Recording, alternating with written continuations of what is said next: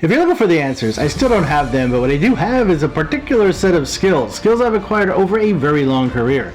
Skills that make me a nightmare for people who mislead, misinform, or misrepresent the sports card industry. So if you don't do that, I'll let it go. But if you do, going to talk about you. Welcome back to another episode of the Sports Card Investigator Show. My name is Andy. So happy you're here.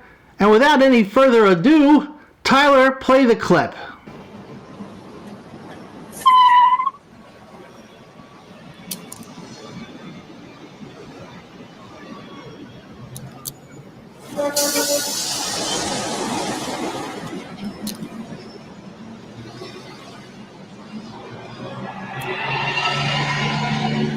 So When They Live, great movie by the way, underrated but really, really good. All it took was a pair of glasses to see what was really going on, right? And in this hobby, I think it just took one incident. The moment where the mask finally slipped and we all saw what was underneath. Now, I was going to wait this out, let the dust settle, watch all the videos, get all the commentary, all the hot takes, all the predictable backpedaling, and just take it all in. But it seems like it's the gift that keeps on giving. Yesterday, old Dr. Beckett drops another "we swear we're against shill bidding" video, and instead of putting out the fire, he dumps some more gasoline on it. And what happened over the last weeks regarding this whole issue, which I am not going to go into, the whole shill bidding thing, let's be real. That wasn't drama. It wasn't really content. It was a reveal. What happened wasn't nuance. It wasn't miscommunication. It was just gross. It was disgusting. And more importantly, I think, it confirmed something that a lot of us had suspected for years. For all this talk about rah rah, kumbaya, protect the hobby, transparency, community, yada yada yada, this hobby of ours comes down to two things. It runs on two things. Two simple fuels: power and proximity. Power to shape the market. Proximity to the people who profit from keeping it that way. Think about it. We watched it unfold in real time. Videos were pulled, stories were rewritten, people suddenly seeing the light after a phone call or a DM, and poof! Overnight, it wasn't about right or wrong anymore. It was all about what? Control. Because once you peel back the hobbies, we're all friends here, what's underneath is not community. That's obvious to me now. It's infrastructure. It's a small, well-connected circle that can rewrite reality faster than you can say market correction. I can't say it that fast.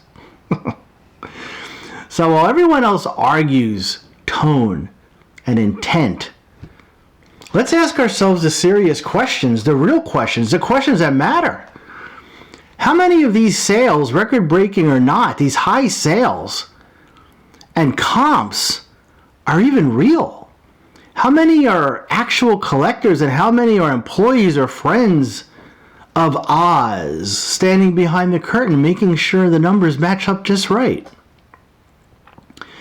Now, to be fair, which I am, to steal a line from Wilds, the mayor of fair, some creators, influencers, pulled their videos. Maybe they were misquoted, maybe they got warned, maybe they just didn't want to deal with that friendly DM saying, hey man, you might want to think about taking that video down. And I get it. It's easy to yell and stand your ground when you're not the one getting emails from third parties. But here's the part that actually mattered, to me at least. I'm kind of proud of this. Proud of the hobby. Not everyone folded. A lot of influencers and creators, they held their ground. They left their videos up. They made people look. That sunlight, which, what they say, sunlight is the best disinfectant? Well, that sunlight fried right through the hobby's cheap layer of everything's fine. Because here's the truth. The system only works if everybody plays along, right? The second people stop being scared, stop saying silent, and start calling this crap out, that's when the control starts to crack. But of course, right on cue, we get the geniuses saying, oh, relax, Andy, the hobby can take care of itself. It doesn't need it. How's that going? Self-policing sounds adorable on a golf course. It even works on a golf course. But self-policing it doesn't work when there's a six-figure card involved. Nobody's blowing a whistle when it's their buddy signing the check. And auction houses, don't get me started on these auction houses. Holy cow, look into them. They write rules that, wait for it, that benefit the auction houses. Grading companies, well, hey, they stay neutral while quietly moving entire markets. And collectors, you guys, sometimes am I bidding against ghosts with unlimited credit lines? And Jeremy Lee actually said it best on the Professor Sports Card Live a couple nights ago. And love him or hate him, this guy nailed it. The way that these auction houses operate are wild. He's actually writing a book about it. And let's stop pretending that this stuff just happens. These gray areas, they're not accidents. They're freaking design features. Extended bidding that magically favors insiders. Anonymous bidder list that might as well say, trust us, bro. Defensive bids that walk, talk, and quack like shill bids. It's a system where manipulation happens in broad daylight, and technically nobody breaks a rule. You know why? Because there are no freaking rules.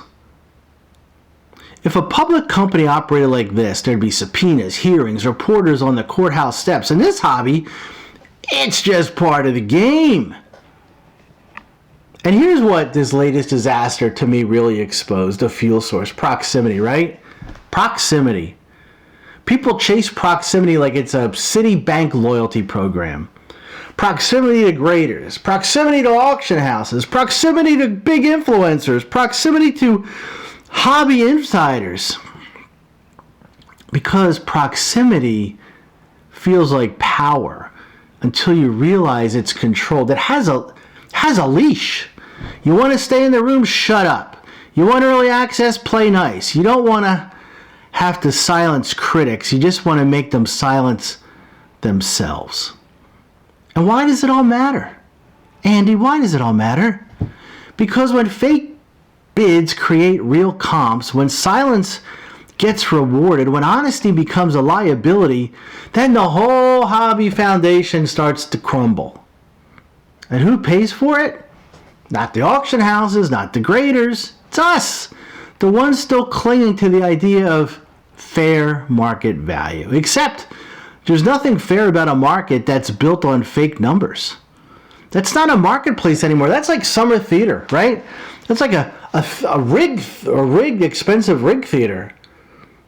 Guess who's buying the tickets? Guy with two thumbs and standing right here. Now, before anyone is bringing up or wants to say, look, I am not calling for the Department of Card Justice, although, let's be adults. This honor system that this hobby operates in, it doesn't work. It sure doesn't work when honor starts costing money. We need actual standards written, enforced, and public. We just do. Because if people making the biggest profits don't clean this up, somebody else will. And when the government steps in, I can tell you firsthand, it's never subtle. Ignore reform long enough and you don't have to stop it. You just lose control of it. And the truth is, I was thinking about this, the truth is, I don't think the hobby is broken. I think it's managed. It's managed by certain people who decide what's valuable, forgivable, and untouchable. They don't have to rig the market. They just have to control the story about who's honest and who's not. And as long as everyone keeps pretending not to see it, I've seen videos out there where it's like, well, I'm not going to talk about it.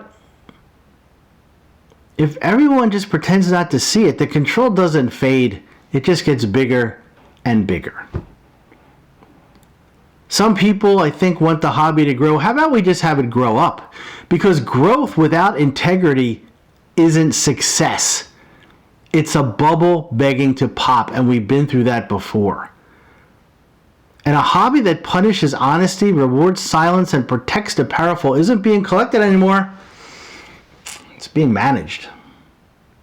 And if the only people that are talking are the guys cashing the checks, then I guess we have to stop pretending that the mask slipped. It's been off for a while. And I guess now with every new video, what I've learned is you got to say the legal disclaimer. So everything I've said here is commentary based on public behavior patterns in the hobby. I'm not, God forbid, I am not accusing anyone of committing any kind of crime.